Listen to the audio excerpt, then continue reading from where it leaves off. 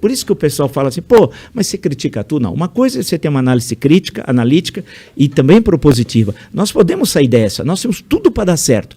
Né? Tem coisas que desde quando eu era jovem, faz tempo, as pessoas falavam assim, o Brasil, por exemplo, não tem deserto, não tem terremoto, não tem isso, tem aquilo. É verdade. Meu pai era um cara que falava isso. É verdade, não, é verdade. Se você olhar o Brasil, que é quase que um continente, você não tem muitas montanhas que interrompem a circulação das pessoas. Nós temos um monte de rios para aproveitar, não para o transporte, para utilizar a água que usa para as usinas, etc, etc, ou para irrigação, depende das circunstâncias, que nós temos tudo. Temos um povo dinâmico, não temos aquela coisa em alguns países da Europa, por exemplo, que tem aquele ódio secular religioso. Aí você vai perguntar para o cara, mas por que você não gosta, a Bósnia não gosta lá do sujeito da Sérvia? Porque em 1340... Você fala, mas eu não entendi. Em 1340, pô, mas no século XIV, quer dizer que o problema, eu pensei que era um problema de ontem, não, o problema dele é, quer dizer, alguém que arrasta 6, 7 séculos, imagina o ódio acumulado, que isso passa de avô para o filho, depois para o neto, então nós não temos isso aqui, temos uma unidade linguística que é super, que outros países não têm, nós temos também, então temos todas as coisas para dar certo. Agora, a política é que amarra a economia, então é o que nós precisamos resolver. Em 18, muitos imaginavam que a nova política fosse essa turma, o Bolsonaro fosse da nova política. Tem que ser meio burro para acreditar nisso, não mas tem, teve professor? gente que acreditou. O cara que foi 28 anos parlamentar em Brasília e 2 no Rio, né? Que ele era o novo, ele era o velho. Mas uma parte da esquerda brasileira também é o velho. Quando eu vi uma campanha agora aqui municipal em São Paulo, eu vi o sujeito falar, era velho, falava que Cuba é democracia e Venezuela é democracia. Você não pode ser o novo achando que Cuba é democracia e Venezuela é democracia, caramba. Então...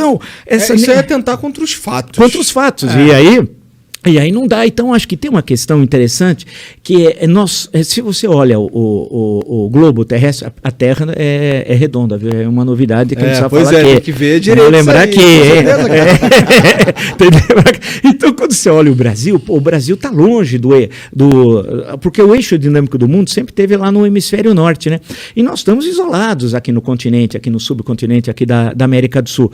Mas teve um momento da história, esse que eu me referi anteriormente, que nós tínhamos uma presença, olha, anos 50, pega anos 50, Juscelino Kubitschek é presidente, o Brasil crescia em média de 7,5 ao ano durante o quinquênio dele, o Brasil vai ganhar pela primeira vez o Wimbledon com a Maria Esther Bueno, em 1960 ele ainda é o presidente, Éder Joffre é campeão mundial em Los Angeles de boxe, aí inaugura uma capital onde não tinha nenhuma cabana, em 3 anos e meio você constrói uma cidade, e não é qualquer cidade, é uma cidade revolucionária, porque Brasília não tem referência nem urbanística, nem arquitetônica com nenhuma cidade da Europa do mundo ocidental.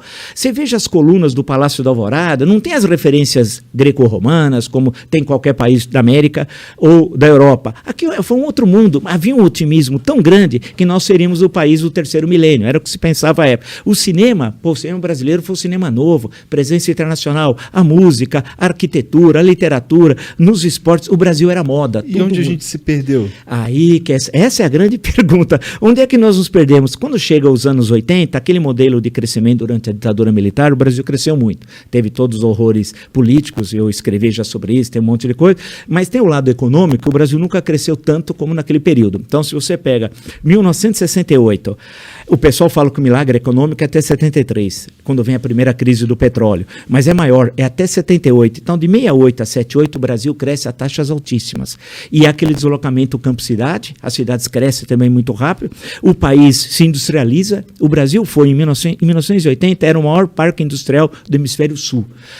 A indústria representava 30% do PIB. Sabe quanto ela representa hoje? 9%. É uma loucura, né? Então, era um país... A gente retrocedeu. Retrocedeu, nós demos grandes saltos para trás. Aí nos perdemos com a crise da dívida externa em 82, porque o Brasil se endividou e parte da dívida do Brasil não era juro fixo, era juro móvel. No governo Carter, os Estados Unidos meteu o pé pelas mãos economicamente e a inflação foi de 2 dígitos, o que anual, o que para os padrões americanos é uma coisa altíssima. E a taxa de juros também subiu. Então, e aí teve 2 choques de petróleo, 73 e em 79, quando o preço do petróleo aumentou muito e o Brasil importava 2 2/3 do que consumia. Na época, a Petrobras só conseguia produzir 1/3. E então, o Brasil ficou... Bem, nós tivemos tentativa... Os postos de gasolina fechavam sábado e domingo, porque tinha de racionar, né? Aí queriam inventar um negócio chamado Simoneta, que era um papelzinho que a gente chegava e entregava. Teve todas aquelas tentativas de resolver o problema. Mas veio a crise, aí o Brasil não conseguiu pagar. Tanto que em 82, o México estourou e o Brasil era o maior devedor. E não tinha condições de honrar a dívida, nem pagar os juros e amortizações, quanto mais o principal.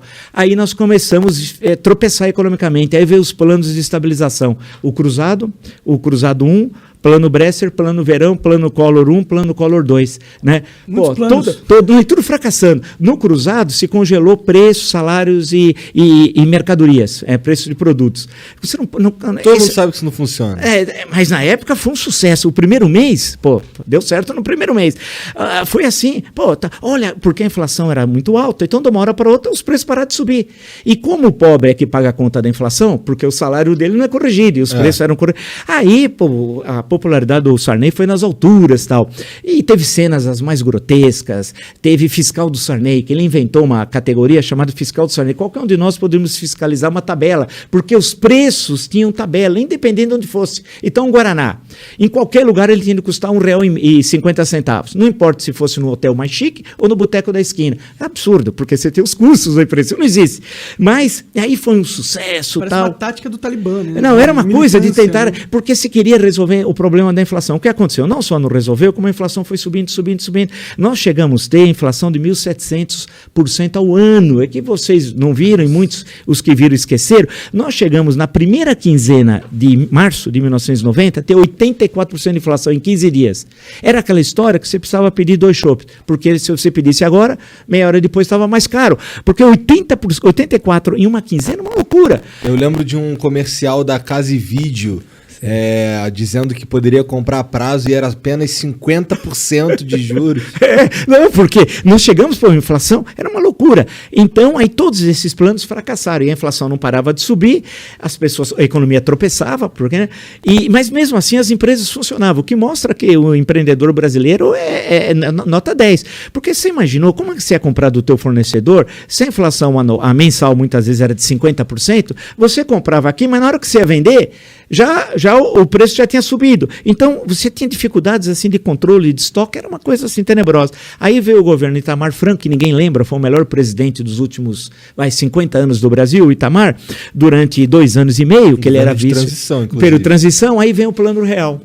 Aí veio o Plano Real, que não tinha nada dessas maluquices de congelar isso. O Plano Collor não só congelou preço, mas congelou ativos financeiros. O que é o ativo? Conta corrente, poupança. De uma hora para outra você não podia sacar nada. Você precisava pagar o salário dos funcionários da tua empresa. Não tem jeito, você não conseguia pagar. Foi uma loucura. E o que tinha de tão especial no Plano Real? Aí o Plano Real, aí que é uma grande sacada econômica, né? Porque basicamente não só, mas fundamentalmente o André Lara Rezende e o Pércio Arida e tal. Eles já estavam com essa proposta desde o ano da década anterior, chegaram até a publicar em livros e tal. O que eles vão fazer? O problema da inflação é a moeda perder valor. Você precisa confiar na moeda e a partir dali a economia começa a se manter relativamente estável. Aí o que eles fizeram? Fizeram a transição da antiga moeda para o cruzado. E em 2 meses teve a URV, havia uma unidade referencial de valores. E o Brasil fez esse país é fantástico, por isso que essas coisas de Bolsonaro, essa caterva, vai embora, tal. A gente tem de ver 94. Em 2 meses, você tinha uma tabela, né, em que você tinha a conversão de URV na nova moeda. E deu tudo certo, porque na padaria você tinha 2 moedas. No ônibus, 2 moedas. Nas grandes empresas negociando, tinha 2 moedas. Eu lembro que eu sempre observava o Aloysio Mercadante. Quando o Mercadante falou que ia dar errado, eu falei, vai dar certo. Porque é sempre o oposto. Tudo que o Mercadante fala é o contrário. Você precisa multiplicar por -1. Quando ele falou que em 94 ia dar tudo errado o Plano Real, eu falei, agora vai dar certo. Né? E aí deu certo. E foi uma coisa... Mas aí o Itamar Franco comprou... ninguém sabia se aquilo ia dar certo. O modelo teórico era muito bom. E deu certo. Tanto que o dólar começou a ser cotado. É bom lembrar que você comprava com 0,86 centavos de real $1. Era o contrário. Era assim. E conseguiu organizar a economia de uma tal forma e a moeda passou a ter valor, que nós não tínhamos, porque a gente não sabia. E aquilo foi uma coisa fantástica. Não tinha reeleição à época, a reeleição é em 1997, mas o Itamar Franco, que o Itamar tem aquele jeito, não era marqueteiro. O político precisa ser marqueteiro. Você não precisa só fazer bem e ser um bom presidente, você precisa mostrar que faz bem. Isso é essencial. É aquela história, não basta ser honesto, mas tem que parecer honesto. É um negócio complicado. E o Itamar conseguiu, ele teve vários ministros da Fazenda, vale lembrar, né? O último foi o Ciro Gomes, que ficou como ministro da Fazenda, já no segundo semestre de 1994. Ele foi um bom ministro da Fazenda? Foi, porque naquele momento era a implantação do Plano Real, e ele substituiu, houve um problema com o Rubens Recupero. Aí ele substituiu, conseguiu segurar, porque ninguém estava acostumado aos preços não subir. Porque era uma coisa já inata. O sujeito recebia a coisa na loja, já pegava aquela maquininha, já era, né? Aí, estabilizou.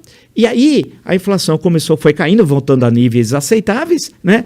E aí isso garantiu que o Fernando Henrique fosse presidente da República. O Fernando Henrique deve levantar as mãos aos céus a duas coisas: um ao Plano Real e outra a coragem do Itamar Franco, porque o Fernando Henrique era ministro de Relações Exteriores, não era da Fazenda, quando veio o Plano Real, antes de vir, estava chegando o Plano Real. Aí o Itamar, houve um problema com o ministro da Fazenda, o Itamar, ele queria substituir, pensou no Fernando Henrique, ligou para ele estava em viagem internacional, nesse momento estava em Nova York, que ele era ministro de Relações Exteriores, falou: olha, Fernando Henrique, eu queria te consultar, tal. Ele falou: não, eu não quero, não aceito, em hipótese nenhuma, ser ministro da Fazenda, tal. E o Itamar falou: mas aí tem um problema. Ele falou: qual? Já está no Diário Oficial, cara. Já saiu, você não é mais ministro das Relações Exteriores, você vai chegar aqui, você viajou, ministro das Relações Exteriores, você volta ministro da Fazenda. E aí começou a implantação do Plano Real, do qual, politicamente, ele acabou hiper favorecido, né? Tendo em vista que ele tinha dificuldade de ser, ele era senador, de ser reeleito deputado federal. Ele sabia que o Senado ele não tinha chance em 94. Tanto que no final de 83, ele falou: você é candidato a deputado federal, tal. Aí veio o Plano Real, caiu no colo dele. A história é assim, a história é surpreendente, né? E aí ele em junho de 94, o Lula estava em primeiro disparado, né? E aí lança a candidatura dele e ele ganha no primeiro turno. E em 98, ganhou outra vez no primeiro turno, as duas vezes do Lula.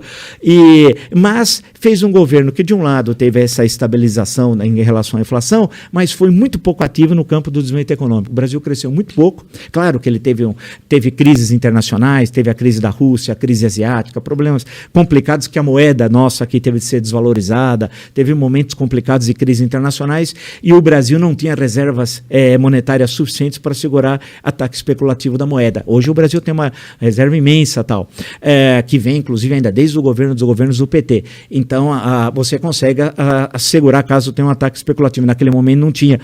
E aí ele termina o segundo governo melancolicamente, né, em 2002. Né? Se você for dar uma olhada no governo de 2002, até no Ministério, pega o segundo semestre, eu nem lembro os nomes, eu pego os nomes e falo: mas quem é esse cara? Né? Foi muito ruim. E aí vem as eleições de 2002 e o Brasil passa a seguir um outro caminho. Mas, finalmente, nós conseguimos vencer a inflação, que parecia que era impossível de vencê-la. Agora, claro que foi uma tremenda vitória, mas aí o país parou de crescer. O Brasil precisa crescer, né? E nós temos todas as condições de crescer. Precisa fazer para crescer. Estabilidade política, né? Estabilidade política é indispensável. Competência política e quadros políticos. Né? Falta pouca coisa, você vê que é pouco, hein? Eu estava pensando que tu me dar uma resposta: investir aqui, investir ali, mas não é muito mais complicado. Né?